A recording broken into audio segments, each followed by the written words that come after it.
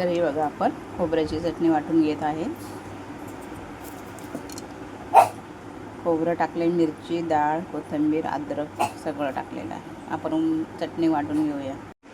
तर हे बघा, आपण चटणी वाटून घेतलेली आहे. आता आपण तडका देणार आहोत, फोडणी देणार आहे चटणीला. चला आपण आता फोडणी देऊन घेऊया.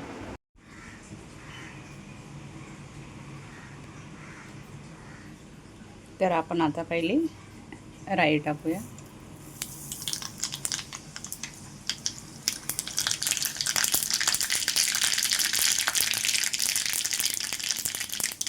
आपण जिरा टाकूया फोडणीला. आपण कढीपत्ता टाकूया आणि सुकी मिरची टाकूया आपण.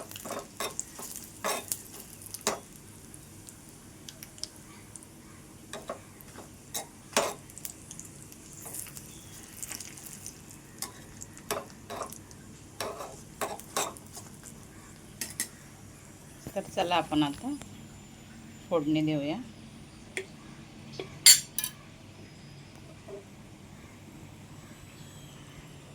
तर हे बघा, वाटून घेतलेली आहे. तर आता मी झाकण ठेवते.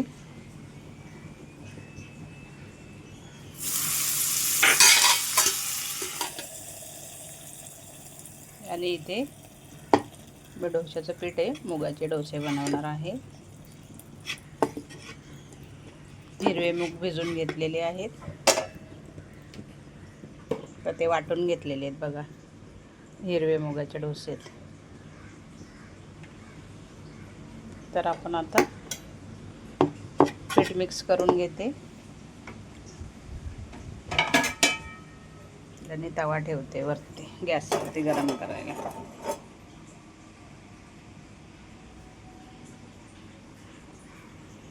त्याला आता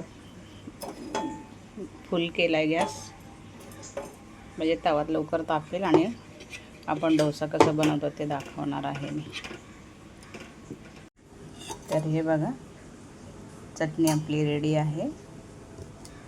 खोबऱ्याची चटणी आणि मुगाचे डोसे बनवणार आहे. तर चला आता आपण डोसा बनवूया. तर चला, आपला तवा गरम झालेला आहे छानपैकी. आपण तेल लावून घेऊया.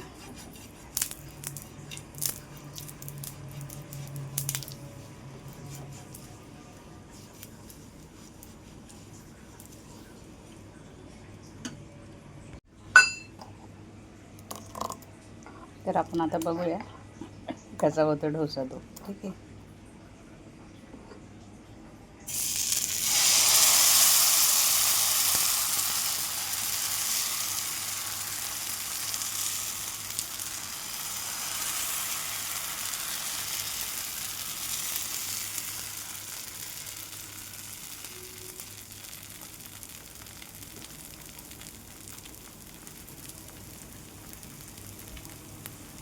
तर आपण आता सगळे असे एक एक करून सगळे बनवून घेणार आहे. तर बघूया आता आपण होतोय कसा.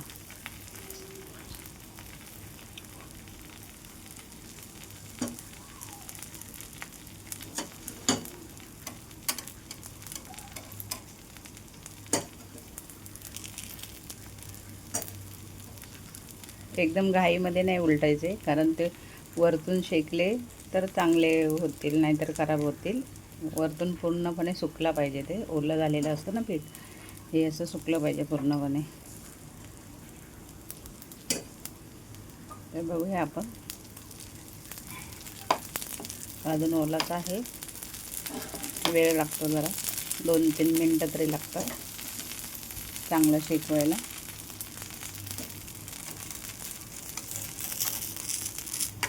हे बघा, मस्तपैकी सुटतं आपोआप छानपैकी.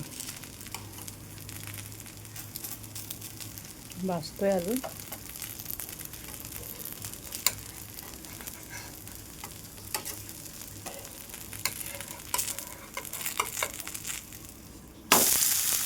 वाव, नाईस, सुंदर. तर आपण आता असे सगळे एक एक करून सर्व बनवून घेणार आहे.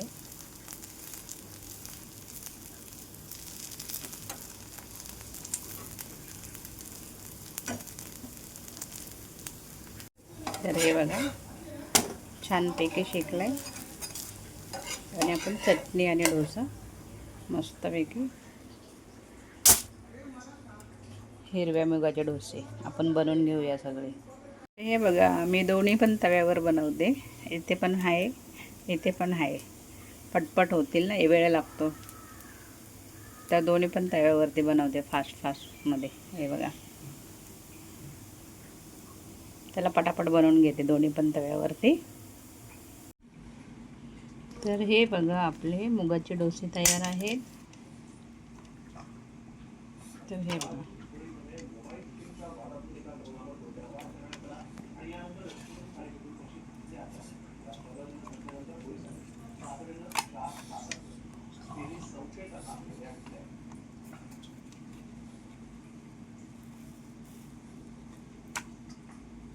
खूप छान झालेले आहेत. तर बघा खोबऱ्याची चटणी आहे आणि मुगाचा डोसा आहे. आवडल्यास लाईक करा, शेअर करा, कमेंट करा, सबस्क्राईब करा. चला भेटूया पुढच्या व्हिडिओमध्ये. बाय.